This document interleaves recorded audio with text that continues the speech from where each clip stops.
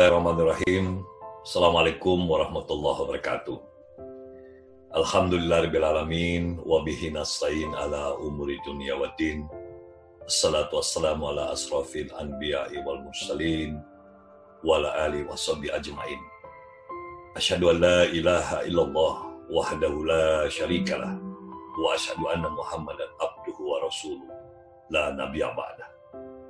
Saudaraku, kaum muslimin muslimat dimanapun Anda berada, wabil khusus saudaraku yang berada di Komplek Bumi Bintaro Permai. Salam kenal bagi yang belum kenal. Pada kesempatan hari ini izinkan saya menyampaikan sedikit kajian semampu saya, sebisa saya, karena pada hari ini saya ingin memenuhi permintaan daripada panitia pelaksanaan ibadah bulan Ramadan Masjid Al-Karim untuk menyampaikan sedikit kajian. Dan hari ini saya mengetengahkan tentang bagaimana kita berikhtiar untuk menyempurnakan bangunan agama kita dalam kehidupan kita, khususnya dalam kehidupan kita sehari-hari. Jamaah yang dirahmati Allah SWT, sebagai seorang arsitek, saya pasti diperkenalkan dengan bagaimana kita mendesain sebuah bangunan. Di dalam bangunan kita kenal ada yang disebut dengan konstruksi. Dan konstruksi kita kenal ada yang namanya fondasi, tiang, ada balok, kuda-kuda, dinding, dan sebagainya. Bahkan di dalam arsitek kita berbicara sampai hal yang paling esensi. Diibaratkan dalam ilmu komunikasi kita mengenal istilah 3B. Ada aktivitas yang dilandasi oleh kebaikan, kebenaran, dan sesuatu yang bagus.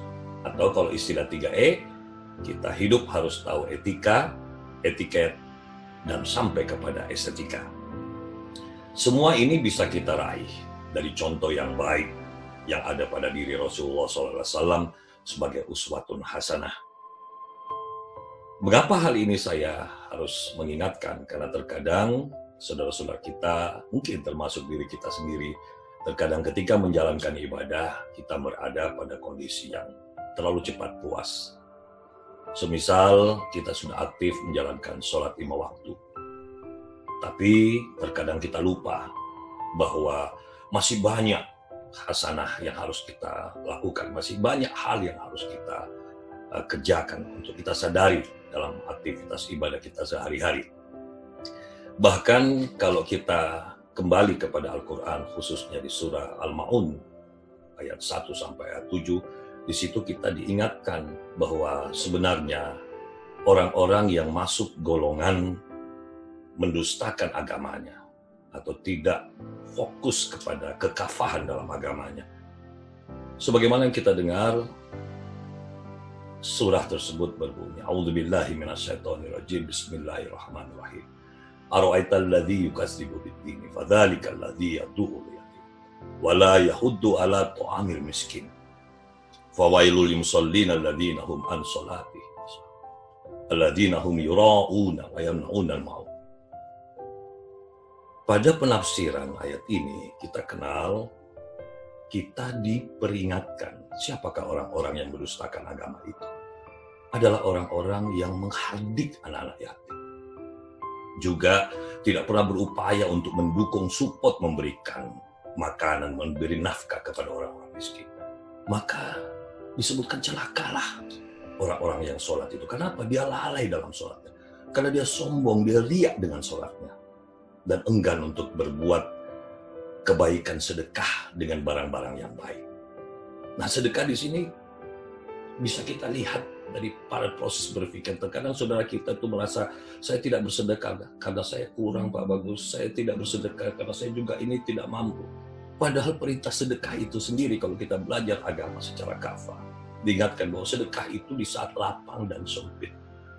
Justru saya katakan, sedekah itu yang paling dahsyat adalah di saat kita sempit.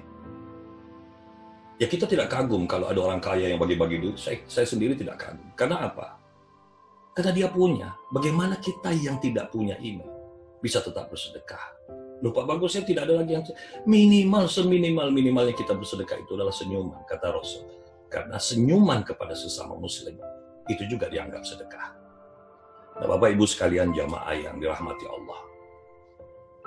Menurut saya, sholat itu tidak ubahnya adalah sebuah nomor rekening. Coba Anda bayangkan, di dalam motivasi berpikir kita ini.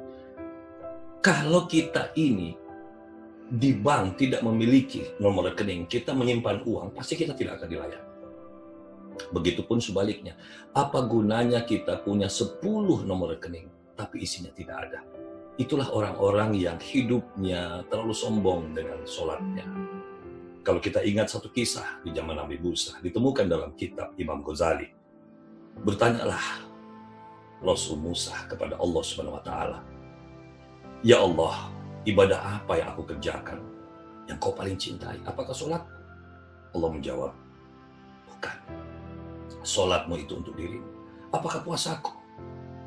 "Bukan, itu untuk dirimu." "Apa ya Allah?"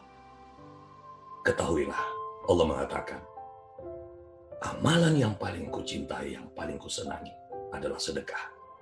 Oleh karena itu, saudaraku, kaum muslimin muslimat, mari kita sempurnakan ibadah kita, khususnya di bulan suci Ramadan ini, dengan membuat banyak kebaikan, wabil khusus kita bersedekah.